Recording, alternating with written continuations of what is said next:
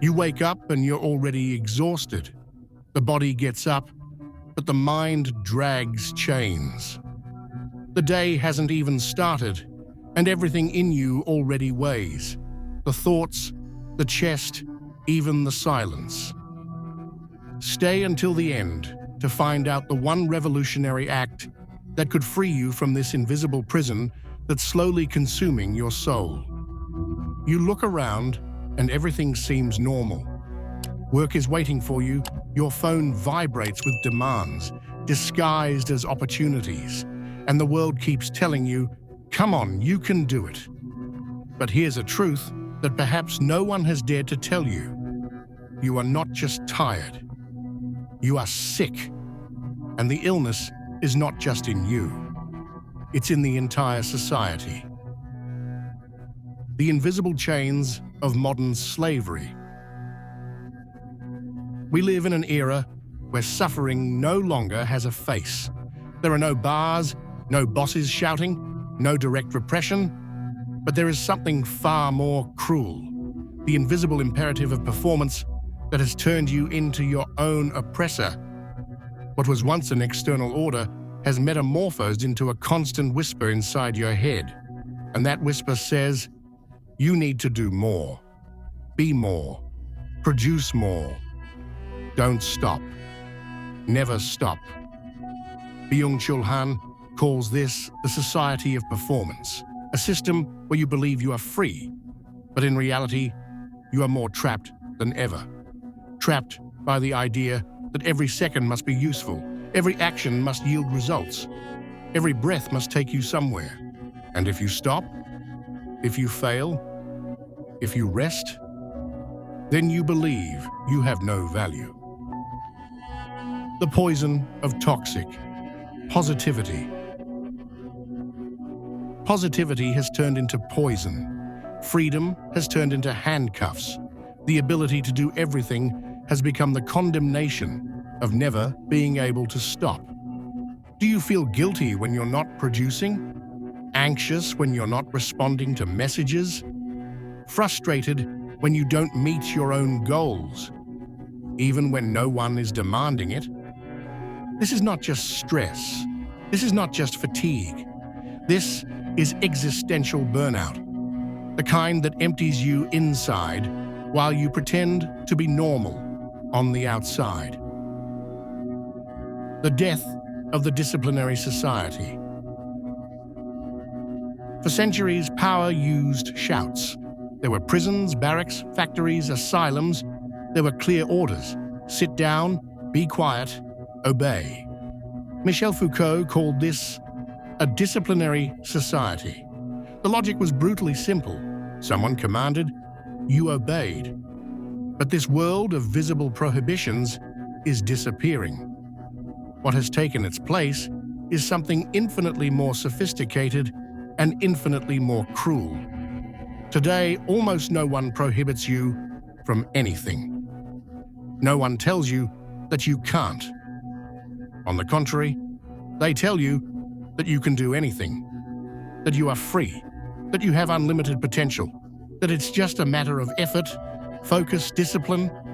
This message seems positive, motivating, but it carries a hidden trap. When everything depends only on you, any failure is also your fault. You have become your own prison guard. The prison has no walls, but it has goals. The punishment is not physical, it is psychological. And who demands from you? Yourself. You have become an entrepreneur of yourself. And the problem with entrepreneurs is they can never stop. They can always improve, always grow, always do more. This puts you in an infinite race with no finish line, no rest, no truce. Have you noticed how even leisure has become a goal? Reading is good, but now it has to be productive reading. Meditation needs to be a performance technique. Exercise has become a mandatory task. Even sleep has turned into a battlefield.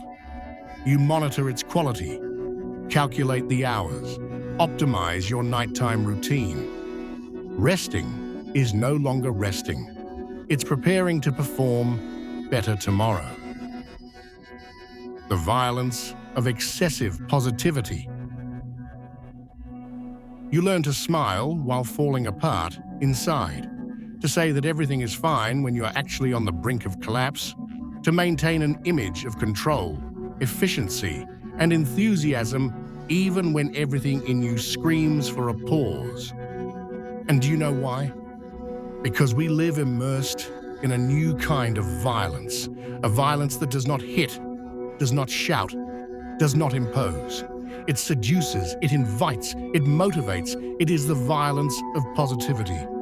Han warns us, the 21st century is no longer dominated by diseases caused by repression. We no longer live in times of censorship, strict prohibitions, or forcefully imposed limits. What makes us sick today is not the you can't, it is the yes, you can. What corrodes from within is not classic oppression, but the excess of stimulation, the excess of apparent freedom, the excess of positive demand, the forgotten art of being. When was the last time you allowed yourself to simply do nothing? Not plan, not respond, not consume, not justify yourself. Just be, breathe, feel time pass without the sensation of wasting it. Perhaps you don't even know how to do that anymore. And it's not your fault. You have been trained to always be active, always available, always connected. But let me tell you something that no one talks about. Deep boredom is not a flaw, it is a portal. In the past, boredom was the fertile ground for creation, reflection, and true presence. It was within it that philosophy, art, and spirituality were born. Because boredom, the kind that is not in a hurry, that bothers you, that makes you face yourself, opens space for contemplation. The revolutionary power of no. You have been trained to believe that freedom is the ability to do everything, that the more possibilities you have, the freer you will be.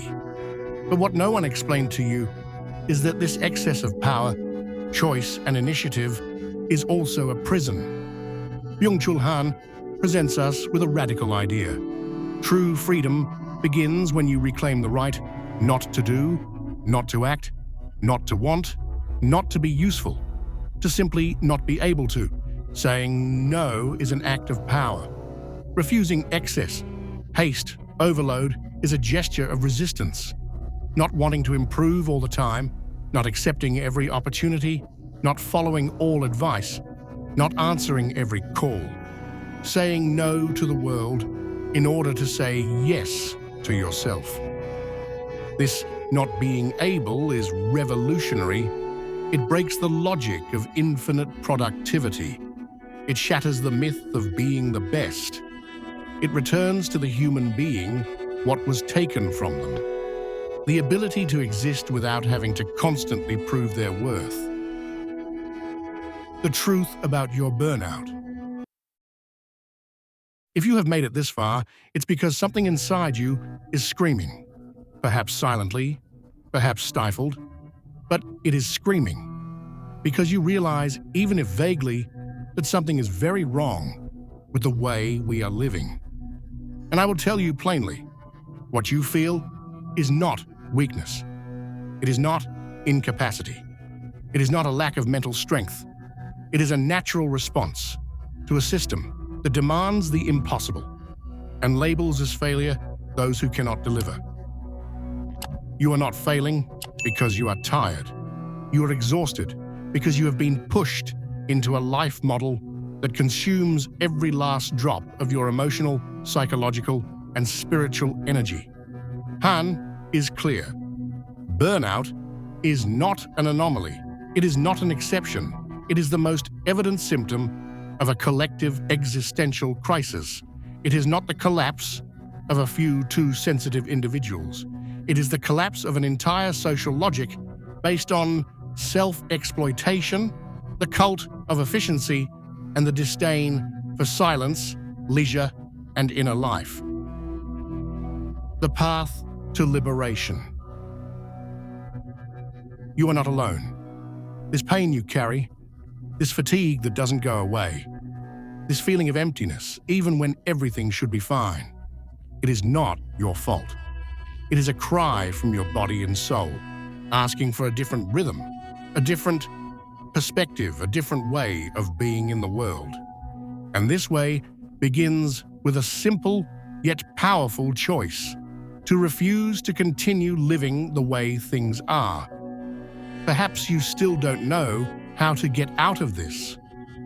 Perhaps everything I have said has touched you in some deep place, but you don't know what to do with that feeling. That's okay. The first step is not to act. The first step is to recognize, to feel, to allow yourself to look within, without filters, without defenses, without justifications. Because when we share, we recognize ourselves. And when we recognize ourselves, healing begins. The transformation does not happen all at once.